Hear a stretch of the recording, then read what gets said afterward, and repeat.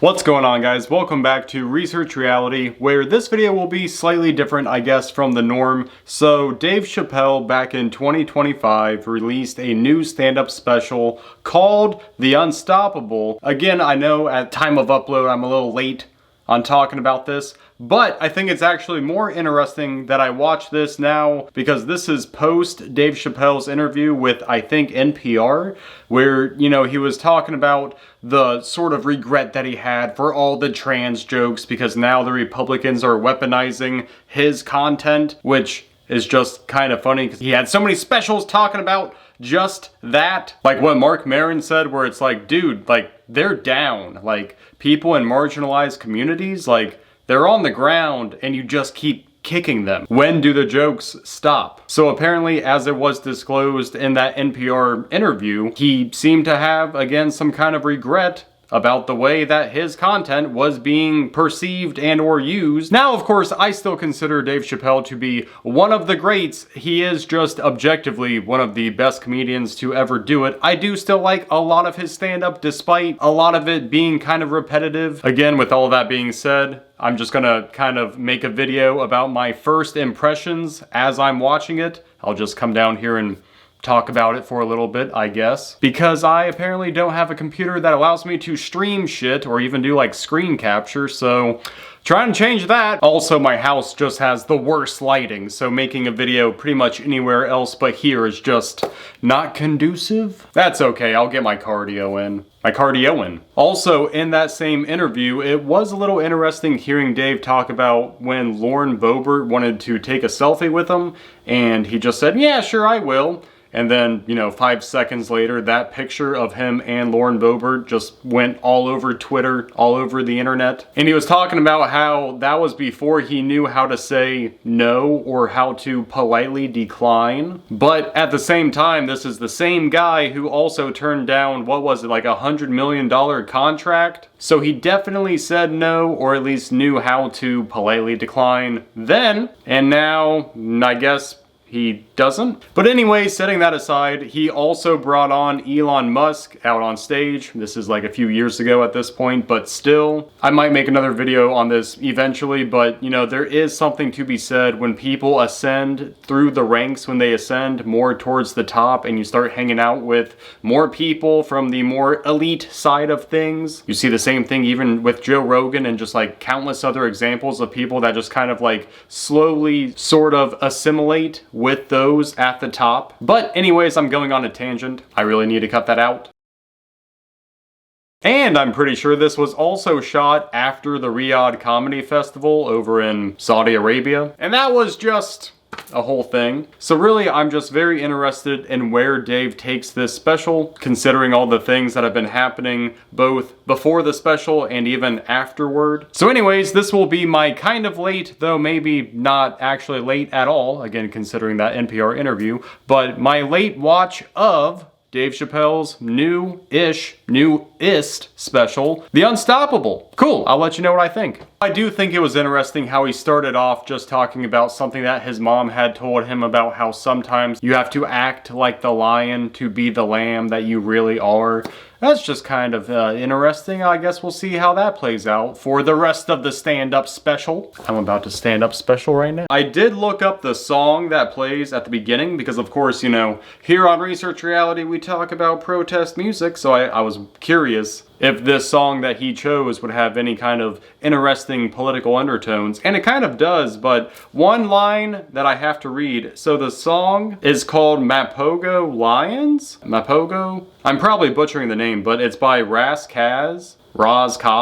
This is why I don't do shit. Can't pronounce anything to save my life. But anyways, there is one very funny line, I thought, on this song that I just had to read, where they say, walking with a panther, Sway ain't got the answers, but Ye made a statement, white lives matter. They do, but the white guys massacred Africa. You love your slave master. Like, god damn. Well, Ye, that's what you get for making a statement, I guess. Alright, so now that I'm actually in the actual stand-up routine itself, so he starts off by talking about how the show came to be, and he starts off, interestingly enough, by talking about how Trump and Elon, I literally just talked about when Chappelle brought Elon on stage, but anyways, so when they started Doge, I guess that crippled the government workers in Ohio, where Dave Chappelle lives, and then it dropped the housing market by like 20%.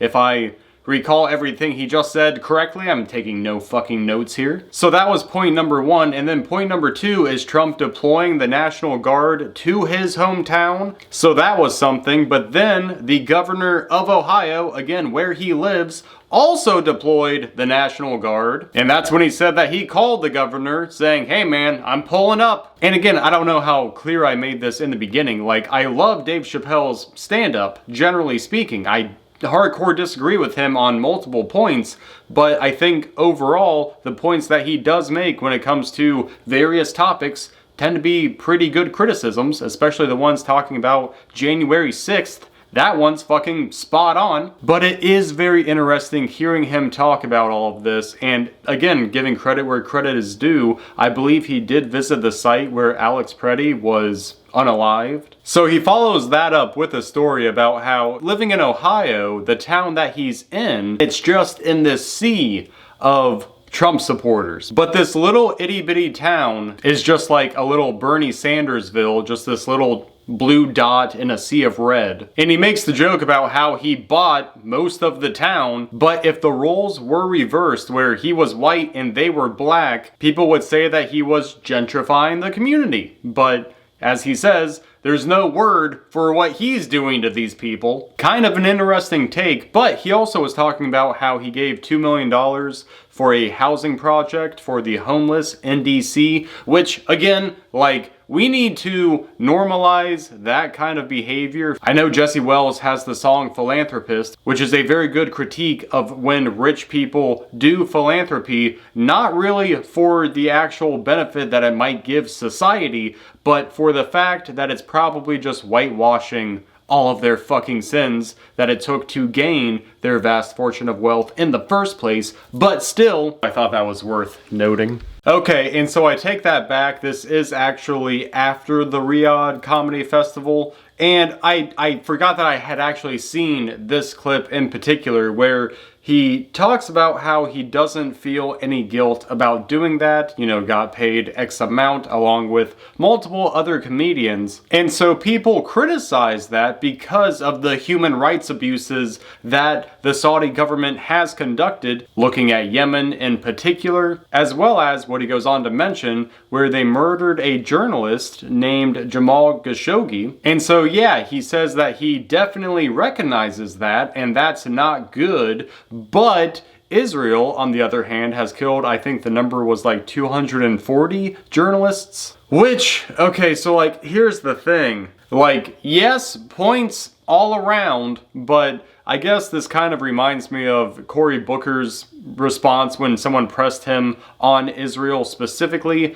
and the genocide that they are conducting, and he goes, well, what about the Congo? What about Sudan? And actually, I saw this on the Jam podcast, which the Jam podcast is an absolutely incredible podcast. You should check it out. But they were talking about Cory Booker's response to that and how, actually, funny enough, the Congo and Israel are actually connected because all of the minerals that are mined out of the Congo go into the war machine that is invading Gaza. And with Saudi Arabia, it's just interesting that yes, there are like horrible war crimes, and now the Saudis are trying to diversify their portfolio, trying to get away from fossil fuels. But still, it's just the thing that we need to keep in mind when we talk about these countries is that the United States and Saudi Arabia are only so aligned because of oil, because the whole fucking economy runs on that shit. That's why we have bases on their land despite them having something about their religion or customs. I'm kind of forgetting at the moment because this is a fucking Dave Chappelle thing and I didn't do any prep for this. But anyways,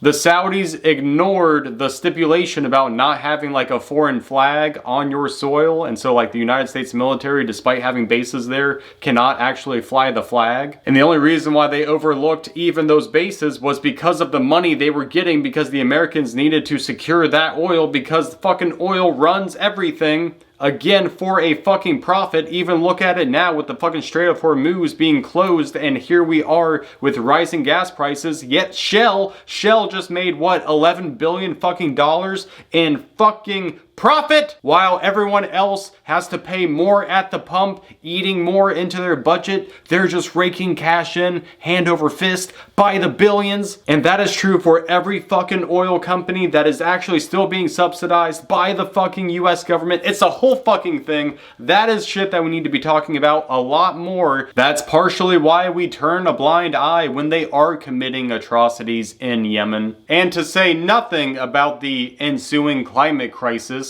where we could be investing a lot of money into renewables, and in fact, we have not for decades now, and now we will, I guess, suffer the consequences in the century to come. So anyways, to bring this all back to Dave Chappelle, yes, he got some money. Yes, he did the show. No, he does not feel guilty about it. But I don't know. I don't think that's the best excuse, comparing the two. Also, that whole tangent just completely derailed what I was also going to say, where he follows that up, the comment about the journalist, with talking about how, in his mind at least, he felt like he had more free speech almost in Saudi Arabia, meaning that he felt more free to speak his mind, say jokes that he couldn't necessarily say in the United States, but just that he had the freedom of it more, he felt. Because as he goes on to say, here in America they tried to cancel him, we tried to cancel him, for all the trans jokes, which again, the special is not too far removed from that NPR interview, so yeah, something's still not quite computing there. And on that note, and I just have to say this, there is no canceling of Dave Chappelle. Even this very special began with a snippet from when he won the Mark Twain Award. Like, I know that there might have been some friction, there might have been some resistance of people talking online. Maybe he did lose a few fans, but overall, there is no canceling of Dave Chappelle. And that's one of the things that I do hate about various comedians who talk about cancel culture, where there is no real fucking cancel culture. You talk about it for sure. You might have some online backlash for sure, but no one's really suffering the ticket sales. No one's losing out on accolades. They are still just as prominent in the world, despite the criticism, possibly the very real, genuine criticism of your material. And I mean, honestly, look at all the people who had something somewhat similar happen where they were canceled. Louis C.K. comes to mind. There are other examples, and if I think of any, I'll write some down. But hey, leave some in the comments if you can think of someone that was canceled, but now they're going back and doing whatever it is that they were doing. I also think it's interesting how Dave will say that he felt like he could speak so much freer over in the Middle East, yet he fabricated the story about how he brought a falcon out on stage, again in the Middle East, I think Abu Dhabi, and the falcon had a mask and he took off the mask, and apparently that was supposed to put it into like hunting mode, and it dove up and it killed a transgender audience member, and apparently he went to court and he was found guilty. And how did he get out of that guilty verdict? Well, it turns out that unaliving transgender people in the Middle East is a misdemeanor, so he says, but again, that whole story is just made up. So why did you have to fabricate a story in order to prove your point about speech being more free over there? Not making sense. Funny enough, Dave actually follows up that story with an actually very good assessment of what happened with Jimmy Kimmel, where the FCC tried to cancel him. Again, now it's the government, it's not the people, right? It's not the viewers trying to cancel someone, it's the actual fucking government acting like a mob boss trying to take Jimmy Kimmel off the air for a joke that he made. And they were trying to compel Kimmel to actually pay reparations in a kind of way, to pay for the cost of some kind of Turning Point USA fund. And again, Dave makes a fantastic point about how when the Supreme Court said that money is free speech, corporations are people too, which is all a byproduct of the Powell memo. If you guys don't know what the Powell memo is, definitely look that up, because that gave a lot of the sort of ruling foundation from the Supreme Court, because Powell was eventually a Supreme Court justice himself back in the 70s, and his rulings literally laid the groundwork for things like Citizens United specifically. And so what we are seeing now is actually sort of the degradation of our institutions and our judicial precedent that has been started over decades, that has been going for now over decades. And now where we were seeing sort of the slow chipping away of those things, despite who was in office, now we're just seeing like the full gutting of all of that shit. You see that now with the Supreme Court ruling on the Voting Rights Act. You see that with the executive branch now consolidating power, taking power away from the Congress. Tariffs used to be a Congress-specific function that now is being handed to the executive. Same thing with the ability to wage war. We are seeing that with Iran and the War Powers Act. But yeah, so he makes a great point about that. And that's the thing about this channel, at least, is that even though Dave says a lot that I don't agree with, there is still so much that I do agree with, and I'm very glad to see that he's speaking out on these topics the way that he is. It's like Dave Chappelle in my mind. Again, great comedian. I know I keep saying that. He is one of my favorites, genuinely, despite me having like very harsh disagreements with a lot of his material and the things that he does. That doesn't mean I can't criticize him, and that also doesn't mean that I can't appreciate the jokes and the other stuff that he does and or stands for. But anyways, again, going on a tangent. He also talked a little bit about Charlie Kirk and, well, interestingly enough, about the bullets that were inscribed with all this stuff. And again, he makes another transgender joke, but still, yeah, did we ever see those bullets, what they were actually engraved with? Asking for a friend here. But of course, he also calls out how when people were labeling Charlie Kirk as the Martin Luther King of this generation, yeah, no. Like, not even fucking close. And everyone in Congress voted to make October 14th National Charlie Kirk Day, or National Charlie Kirk Remembrance Day. And he makes a point about political violence, about how they are just afraid that something might happen to them. Because of course, political violence is not good. And people say, well, I mean, where is this coming from? Who's spewing the rhetoric that is inciting this kind of action? Gee, I don't know, maybe it's the president who on Truth Social is talking about praising the death of Robert Mueller or making fun of Rob Reiner. And by making fun, I mean, again, kind of celebrating his death. Saying that James Comey, for putting up a post on Twitter, something that was actually just alluding to the removal of the president from office, that alone was a violation that is punishable by death. The same guy that makes a post about having presidents tied up and duct taped around the mouth in the back of a truck. It might have been Biden. And now, of course, we have them talking about labeling people as domestic T-words just for having a difference of opinion. So now they might be using like Palantir and shit to find these networks of people, aka people like me, people talking about government corruption. So yeah, it's not great. And also, it's still annoying that he keeps bringing up the free speech in Saudi Arabia, saying that it's easier to talk about shit over there. But still, just like over there, I mean, definitely, if you insult the wrong person, do the wrong thing, same thing with the women. They themselves are a lot more restricted than women here. You can still face terrible punishments. It's almost like we here are aspiring to be something like that. Something where, yeah, you can't just criticize the people in power. And now we are actively trying to legislate and enact things of that nature. And once he gets into the closer itself, he starts talking about conspiracy theory thinking, about how so many people, they will just continuously flood the news feed with their theories, the things that they think is happening, but they don't frame it that way, right? They say, oh, I know this is happening. I know this is the truth. I know this is correct. But very much so, sometimes if you are asked about anything, saying I don't know is a perfectly acceptable answer, he says. And I agree, like, people shouldn't just be making up bullshit when asked about various topics pertaining to conspiracies or things of that nature, because again, conspiracies are happening all the time. Like, it is not a conspiracy theory to say that the oil men didn't completely stifle, again, any attempt to make renewable energy a actual commonplace thing in our society, or that the government is bought and paid for by corporations so that they can have legislation that suits their interests, or that war profiteering isn't a monumental problem that has plagued this country forever. Again, we talked about the Powell memo, like that's kind of funny how that led to Citizens United and now everything we're seeing now. Again, you can fact check me. I say it all the time here on Research Reality that you shouldn't just believe anything that I say.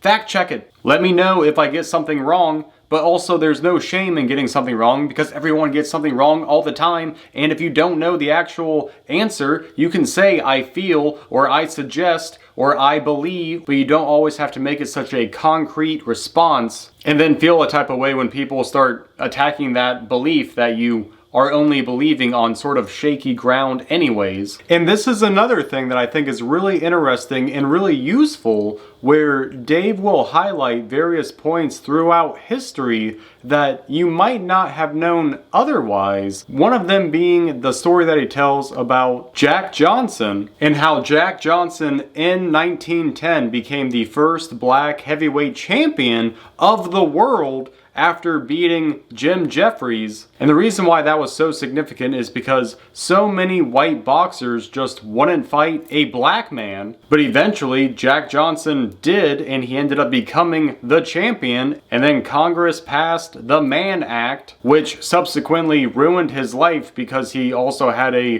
proclivity for white women, and so the law was that you couldn't do stuff with them across state lines. Again, just a stupid piece of legislation from our country's past. But Dave makes the point of saying that one of his favorite quotes from Jack Johnson is that he said before he died, "I risked everything for my pleasure." And Dave kind of uses that as a way of saying, how does he word it? Having freedom is one thing, having no freedom is another thing, but using freedom that you don't have is something entirely different, and that it almost doesn't matter how selfish you are with it to actually be operating outside of the bounds that you are sort of confined in, to push out of that boundary against all odds and against so much, in this case, systemic racism. I know some people might not like that term, but literally that's what it fucking is. And there's so many stories throughout history, just like Jack Johnson, the first black man to become a heavyweight champion, and then literally suffering consequences for that progress that he made. But that's really just such an interesting point. And again, at least for me, I mean, I don't know anything about boxing, to be honest with you, so this is all kind of news to me. And he also revisits Charlie Kirk again, only this time talking about how hard it was for Martin Luther King to have his birthday as a national holiday because the King family and Stevie Wonder had to lobby the government, and Stevie Wonder even made a protest song, Happy Birthday, to get people riled up to make this happen. Like, it only happened because of the activism to make it happen. It wasn't like Charlie Kirk where everyone's like, oh, here you go, let's just pass this into law. No, like, it actually took kind of a lot of work. And interestingly enough, I guess Stevie Wonder at some point made Dave Chappelle go to the funeral of John McCain, and that is only interesting because John McCain was the only vote against passing that Martin Luther King holiday, and that act alone haunted him all the way until he ran against Barack Obama for the presidency in 2008. And then John McCain, after losing that election, he goes on to sponsor a bill trying to repeal the Mann Act that ruined the life of Jack Johnson. Which again, this is all news to me. I find this fucking fascinating.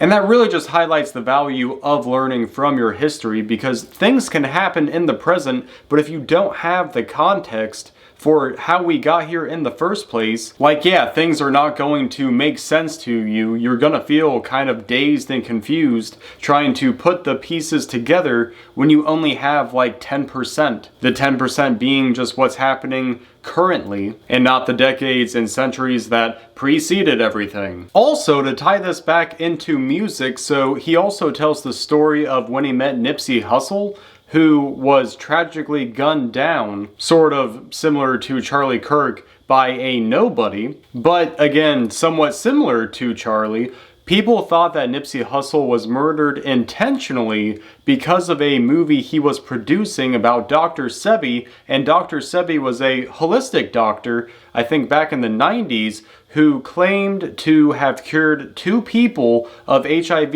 and AIDS just through holistic medicine, which of course the FDA is not a fan of, because if you can't patent a cure or just keep people coming back to the healthcare system, again for a fucking profit, and if you can cure something as deadly as HIV and AIDS and do it at a fraction of the cost where maybe everyone could have access to it, well, that's not gonna fly. Really, I need to put Nipsey Hussle on the wall. I should probably do that soon, because he definitely deserves to be on there. This also ties into something he had said before he told that story about the FBI putting hip-hop artists in New York under surveillance. Because gee, I wonder why hip-hop would be of any threat to people in power, and why they would need to put an end to it, just like they've put many other resistance groups under surveillance, including even Martin Luther King. Let's not forget about the letter they sent to him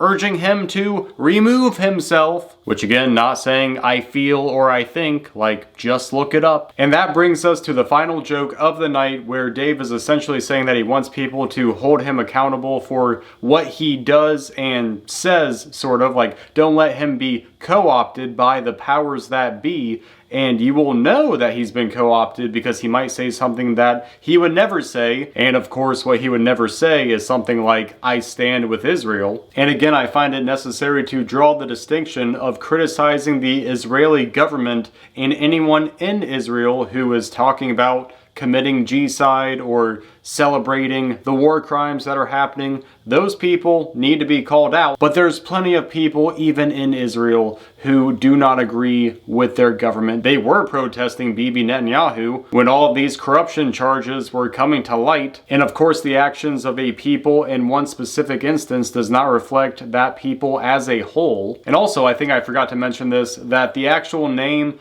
of this special, The Unstoppable fill in the blank, that's actually in reference to the Mann Act, so that was actually pretty clever, I thought. So here's the thing, overall, I did enjoy the special. I have a lot of issues with the special. Again, I don't think that Dave is above criticism for a lot of the shit that he says, and I can see why a lot of people, especially just with his more recent content throughout the years, might hit their limit with hearing the trite and reused content of the jokes that he's been sort of recycling. But again, just taking everything as a whole, the stories that he tells, the things that he highlights, a lot of it is actually really good. And while Dave's voice is a powerful one, as he acknowledges again in the last like 5 minutes of this special, again, like we have to keep in mind, there's a fucking army of people doing what he's doing in various positions on various issues. So again, for me, and I guess my worldview, Dave is a node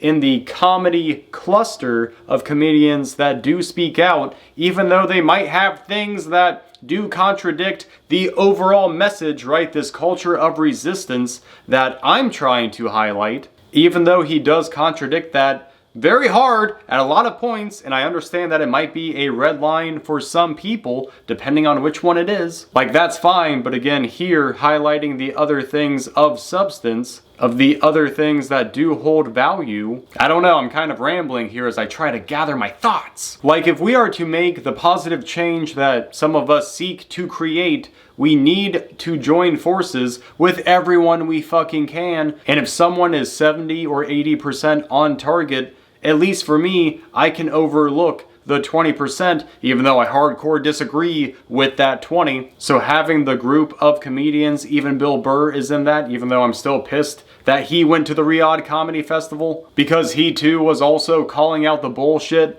rather effectively. I thought he was certainly adding to the culture of resistance, and again, I think Dave does the same here. But again, it's just one node in a cluster in a much bigger picture, because then you have people who might be streamers, who they are fighting on that front. You have actual journalists who are fighting on that front. You have people who are writing novels, fighting on that front, making movies, art, Banksy, fighting on that front. You have genuine activists, boots on the ground, trying to implement change. And this special is just a star in a constellation of a universe of resistance. How many times can I describe this in a different way? I am fucking tired. Excuses, excuses. Yeah, so I guess that was my first impressions of Dave Chappelle's latest special, The Unstoppable. Kudos to him for highlighting the Jack Johnson story, the Nipsey Hussle story with Dr. Sebi. Dave, we actually live kind of close, so maybe if you want to come talk about some protest music, we can talk about that Stevie Wonder show sometime. And yeah, guys, I'm sure you will let me know in the comments down below about what you thought of this special, what you thought of my opinion of it, I guess. And, yeah, I know this was a little different from the normal review, but it is about time we started talking about some other stuff besides just protest music. We can talk about comedy from time to time. Anyways, guys, like and subscribe if you like the vibe. Check out the Patreon account if you're so inclined. And as always, guys, stay well, stay safe, stay informed, and we will see you on the next one. Later.